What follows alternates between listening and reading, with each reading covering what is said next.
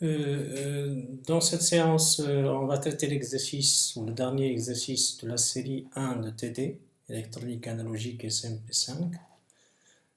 L'exercice est le suivant, il comporte un amplificateur à base de transistors bipolaires qui est caractérisé par un bêta égal à 75.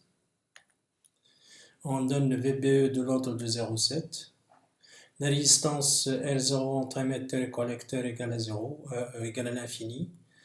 VCC ici donné égal à 18, la résistance R1 91, R2 110, RE 0,51, RC c'est 3,3 et RL égale à 10 kg.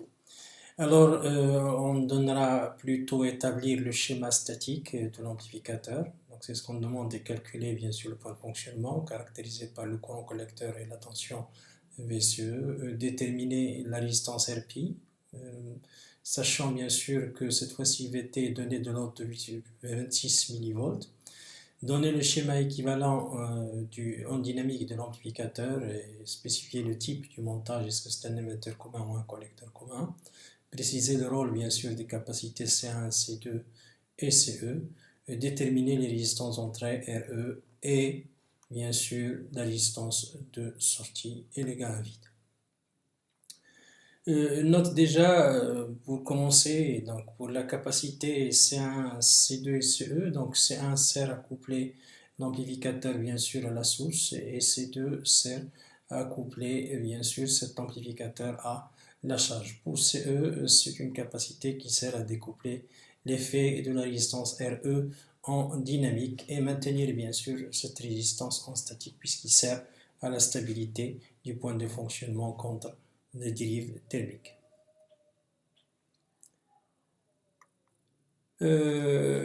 Pour déterminer le IC et le VCE, on doit établir le schéma en statique. La méthode usuelle, c'est remplacer les capacités par des circuits ouverts.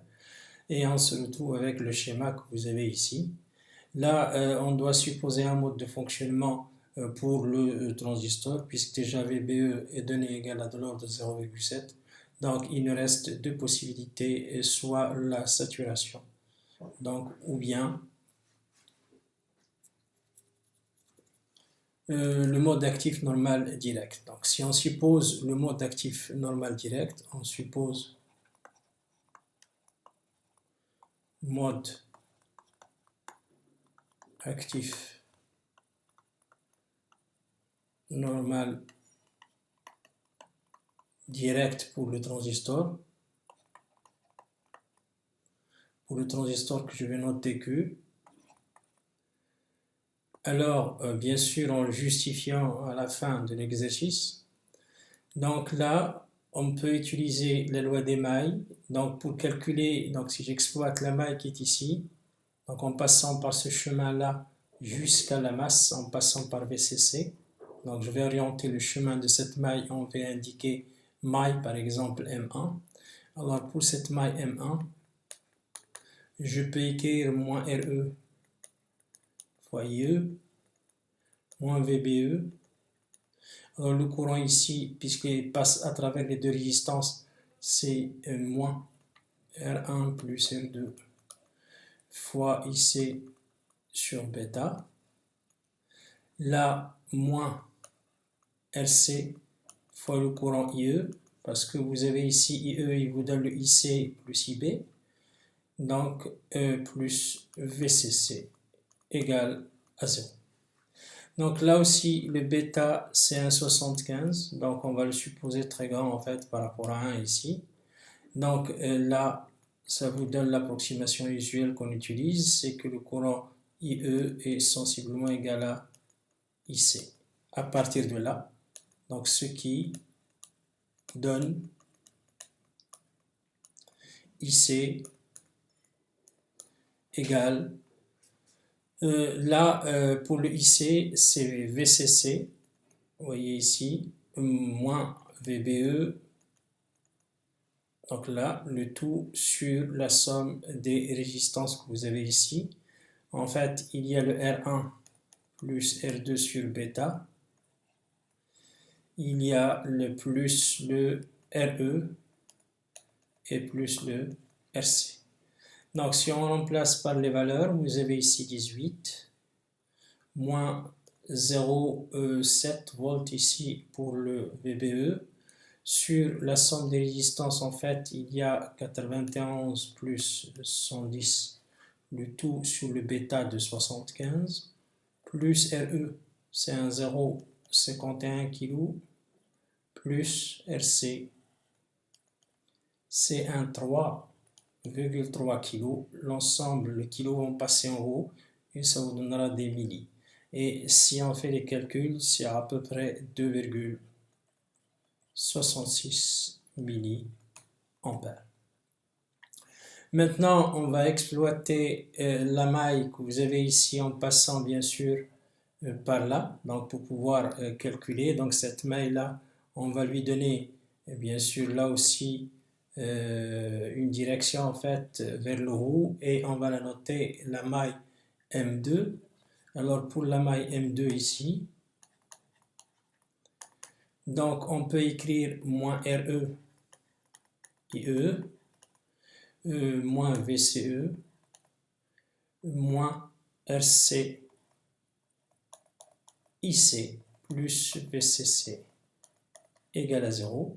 Ce qui vous donne en fait ici, puisqu'IE c'est la même chose que IC à peu près, donc vous avez ici VCE, c'est VCC, moins la somme des résistances, donc RE plus ici RC, fois IC. Donc VCC c'est 18, moins la somme des résistances, en fait il y a 0,51 plus 3,3 kg que je multiplie par le courant de 2,66. Et donc là, le tout en volts, c'est sensiblement égal à 7,86 volts. Donc on a VCE est supérieur à VBE, le mode est donc actif, normal direct.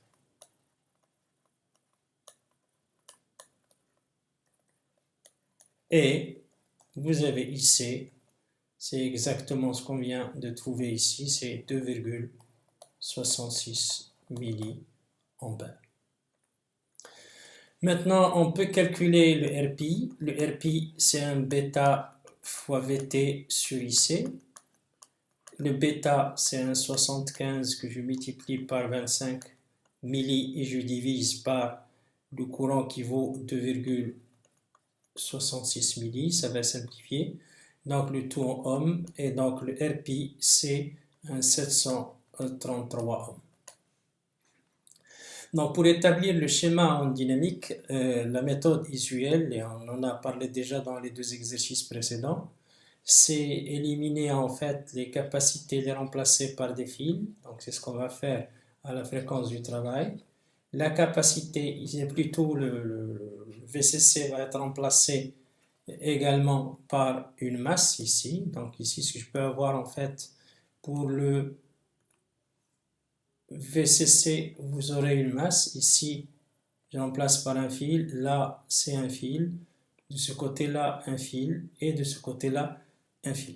Déjà, pour commencer, ici, vous avez le fil qui est en parallèle avec une résistance. Donc, en fait, ça élimine la résistance RE ici. Et l'émetteur qui est de ce côté-là est directement lié à la masse. Donc, vous avez de ce côté-là le collecteur. Et là, c'est la base. Alors, notez, pour pouvoir établir le schéma en dynamique ici, il vaut mieux utiliser une masse commune, donc c'est la méthode usuelle. Donc vous mettez ici une masse commune sur l'ensemble. Donc cette masse, ça correspond à l'émetteur, donc en fait ici c'est la masse ici. L'attaque du signal se fait au niveau de la base, vous rentrez par la base ici, et vous récupérez le signal au niveau du collecteur. Maintenant, je complète le schéma en introduisant les éléments. Donc, vous avez ici, entre la base et l'émetteur ou la masse, vous avez le générateur, je le mets ici. Donc, ça, c'est VE. Vous avez entre la base et la masse, vous avez R1, donc il y a R1 ici. Maintenant, là, entre le collecteur et la masse, vous avez RC et vous avez R2, donc je mettrai ici RC. Et également entre le collecteur, parce que vous avez le collecteur et la masse, vous avez ici le R2. Et il reste également la résistance RL qui est liée entre le collecteur et la masse. Donc je mettrai RL ici, vous avez la tension de sortie et vous avez de ce côté-là la tension d'entrée. Maintenant, je complète le schéma par le schéma dynamique. Donc vous avez ici du transistor, vous avez entre la base et l'émetteur, vous avez RPI. De ce côté-là, entre le collecteur, donc vous avez une source de courant. Donc ici un bêta IB, avec le IB c'est le courant qui traverse la résistance LB, et vous avez en parallèle en fait ici une résistance R0. En fait ce R0 il est donné, et il est donné R0 ici, on vous l'a donné égal à l'infini. Donc c'est 1 sur H de 2 égale à l'infini, donc ça veut dire que j'élimine même le R0 puisqu'il est infini. Donc le montage que vous avez ici c'est un montage émetteur commun, donc puisque l'émetteur c'est la borne commune à l'entrée et à la sortie. L'entrée se fait entre la base et l'émetteur et la sortie se fait entre le collecteur et l'émetteur. Et l'émetteur est lié à la masse, donc le montage que vous avez ici c'est un montage ampli émetteur commun.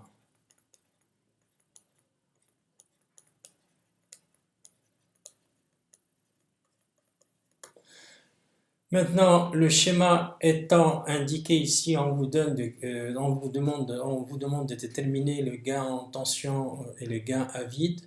Donc, je commence d'abord par calculer le gain en tension et en déduire le gain à vide, parce que le gain à vide, par définition, c'est tout simplement le gain en tension quand la résistance RL est débranchée. Et RL est débranchée, ça veut dire que je la remplace par l'infini.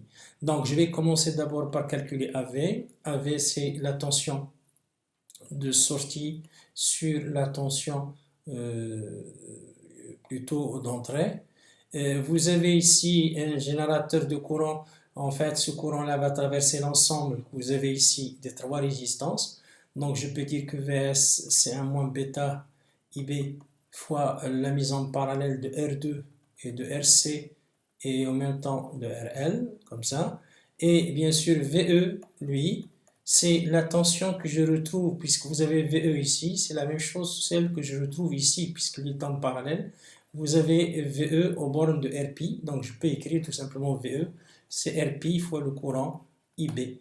Et si je fais le rapport, donc j'obtiens AV, c'est tout simplement moins bêta multiplié par R2 en parallèle avec RC, en parallèle avec RL, et je divise tout simplement par RP.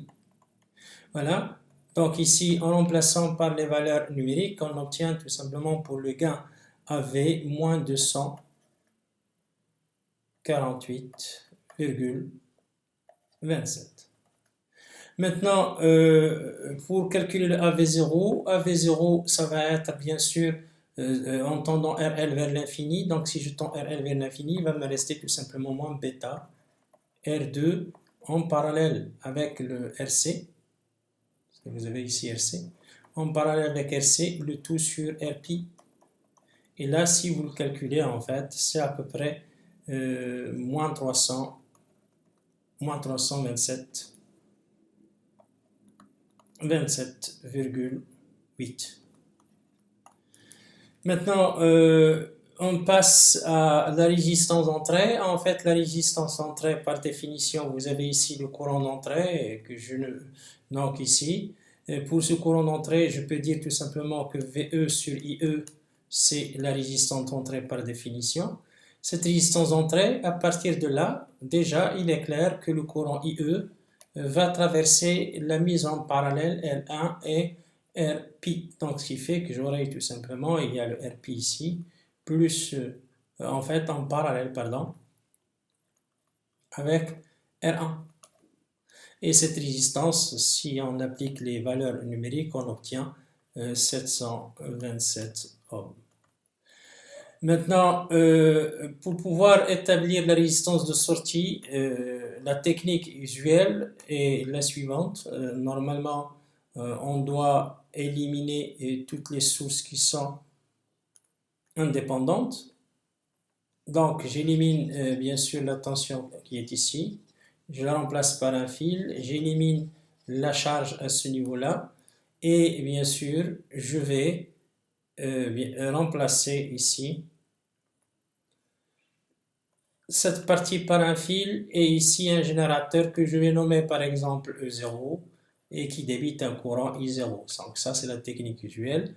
Et bien sûr là vous avez E0 sur I0, c'est cette résistance de sortie qu'on cherche. Et donc cette résistance là on peut la calculer parce que normalement là si j'utilise la maille qui est ici en fait là, vous avez le fil qui est en parallèle avec deux résistances. Donc les deux résistances vont être éliminées, donc ce qui fait le courant IB égale à 0. Si le IB égale à 0, donc celle-ci c'est un circuit ouvert et il est clair bien sûr que la résistance se réduit tout simplement à R2 en parallèle avec le RC. Et cette résistance de sortie c'est de l'ordre de 3,2 kΩ si je remplace par les valeurs numériques. Donc ainsi prend fin la série 1. Donc la prochaine fois, on va vous envoyer plutôt la série 2 et on va entamer la correction de cette série 2 exercice par exercice. Donc je vous souhaite bon courage et bonne préparation.